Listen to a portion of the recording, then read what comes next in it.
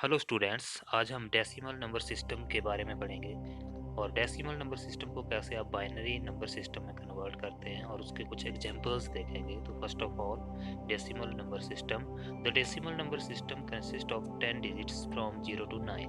तो जो आपका डेसिमल नंबर सिस्टम होता है वो कंसिस्ट करता है 10 डिजिट्स में, 0 से लेकर 9 तक। तो 0 से लेकर 9 तक जो आपके 10 डिजिट होते हैं उन्हें हम डेसिमल नंबर सिस्टम में रिप्रेजेंट करते हैं। These digits can be used to represent any numeric value।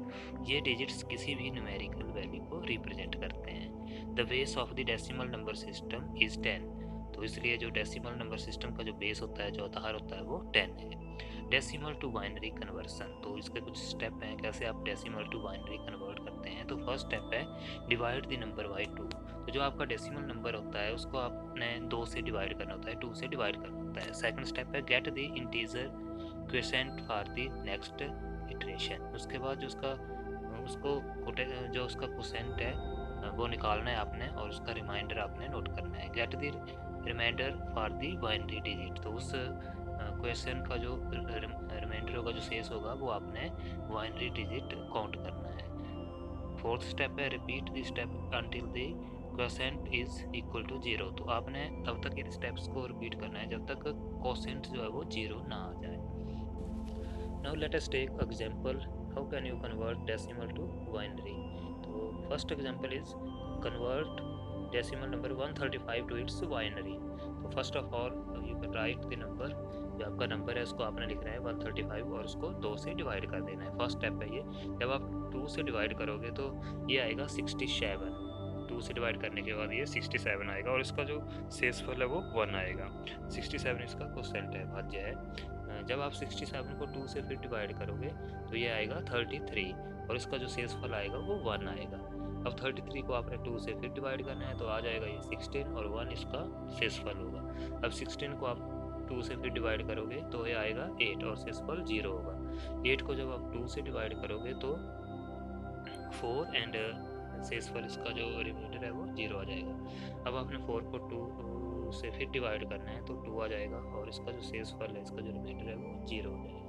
अब 2 को आप जब 2 से डिवाइड करोगे तो ये 1 आ जाएगा और शेषफल इसका 0 होगा। और 2 को जब 1 से डिवाइड करोगे तो ये 0 हो जाएगा और इसका जो रिमाइंडर है वो 1 आ जाएगा। तो आपने तब तक इसको डिवाइड करते रहना है जब तक इसका क्वोशेंट जो है वो 0 नहीं होता है। अब नेक्स्ट स्टेप है, ये जो आपके 1 1 1 एंड 0 0 ये सारे आपके बाइनरी डिजिट्स हैं।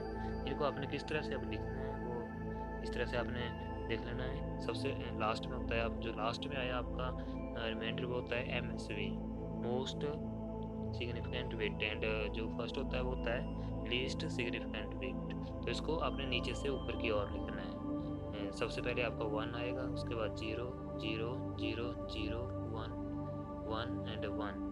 तो इसको जब आप रिप्रेजेंट करोगे तो इस तरह से आएगा 135 इक्वल टू 1 0 0 0 0 1 1 1। तो ये इस तरह से आपने डेसिमल को बाइनरी में कन्वर्ट करना है। एक और एग्जांपल देखते हैं। सेकंड एग्जांपल है convert decimal number 25.5 to its binary. अब हम डेसिमल नंबर ले रहे हैं, पॉइंट वाला नंबर ले रहे हैं। इसको करने के लिए 2 स्टेप होते हैं। फर्स्ट आप होल नंबर, इसमें 2 पार्ट दिए हुए हैं, एक होल नंबर होता है और दूसरा जो है वो इसका फ्रैक्शनल पार्ट है और होल नंबर है। इन दोनों को अलग अलग किया जाता है। तो सबसे पहले हम होल नंबर लेंगे 25 को। इसको आपने 2 से डिवाइड कर देना है और तब तक करना है जब तक 0 ना आ जाए। तो सबसे पहले 25 को जब आप 2 से डिवाइड करोगे तो 12 और इसका जो रिमाइंडर है शेषफल है वो 1 आएगा। अब आपने 12 को फिर 2 से डिवाइड करना है तो 0 हो जाएगा इसका शेषफल और 6 जो है इसका क्वोशेंट होगा। अब 6 को आपने 2 से फिर डिवाइड करना है तो ये 0 एंड 3, तो 0 इसका रिमाइंडर है और 3 जो इसका क्वोशेंट है। 3 को आपने फिर 2 से डिवाइड करना है तो 1 आएगा और 1 जो इसका शेषफल होगा। अब 1 को फिर आप 2 से डिवाइड करोगे तो 0 और इसका जो शेषफल है वो 1 हो जाएगा। तो इस तरह से आपने जो होल पार्ट है इसका उसको कन्वर्ट कर देना है बाइनरी में।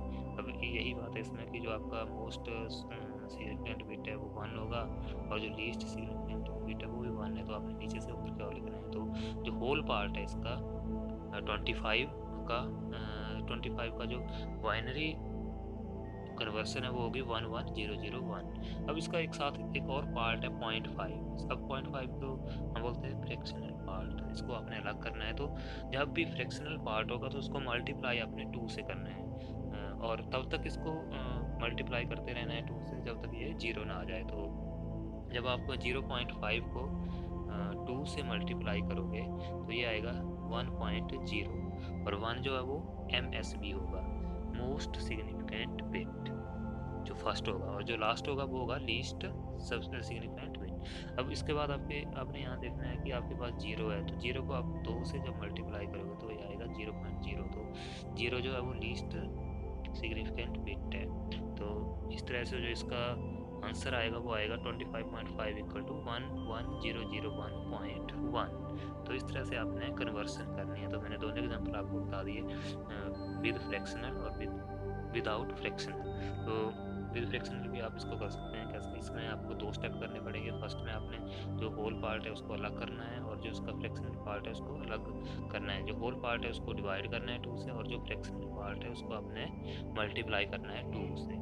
और ये दोनों चीज़ें आप तब तक करनी है, होल पार्ट में भी आपने जब तक 0 नहीं आता है उसको डिवाइड करते रहना है, और फ्रैक्शनल पार्ट में भी तब तक आपने इसको मल्टीप्लाई करना है जब तक ये 2 से मल्टीप्लाई करना है जब तक ये 0 नहीं आता है। तो that's all about decimal to binary conversion. I hope you understand the topic. Thank you.